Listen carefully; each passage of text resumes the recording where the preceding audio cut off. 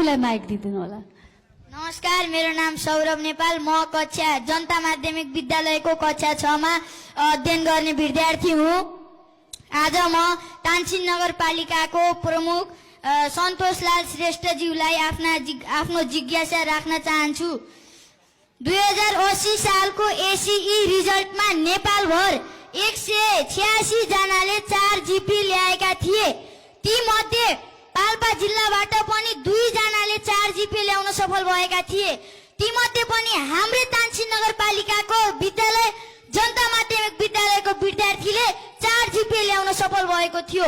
अरू नगरपालिकाले उत्कृष्ट जीपी ल्याउनेलाई पुरस्कृत गरेर प्रोत्साहन गरेको थियो भने हाम्रो नगरपालिकाले यस विषयमा किन ध्यानाकर्षण राखेन, त्यो विद्यार्थीलाई किन पुरस्कृत गरेन? र अर्को प्रश्न, हामी तानसिन नगरपालिकामा पढ्न आउने डेरामा बस्ने विद्यार्थीहरूलाई पानी र फोहोरको धेरै समस्या छ। हामी 10 बजे विद्यालय जान्छौं र 4 बजे घर फर्किन्छौं। पानी कि त 10 बजे भन्दा अगाडि चाहियो कि 4 बजे पछि चाहियो। फोहोरको गाडी हामी जब स्कुल हिँड्छौं त्यसपछि मात्र फोहोरको गाडी आउँछ। के सम्भव छ? के हामी फोहोरको बोरा बोकेर कहाँ आउने हो प्रमुखज्यू? भनिदिनुस्। धन्यवाद, नमस्कार। धन्यवाद।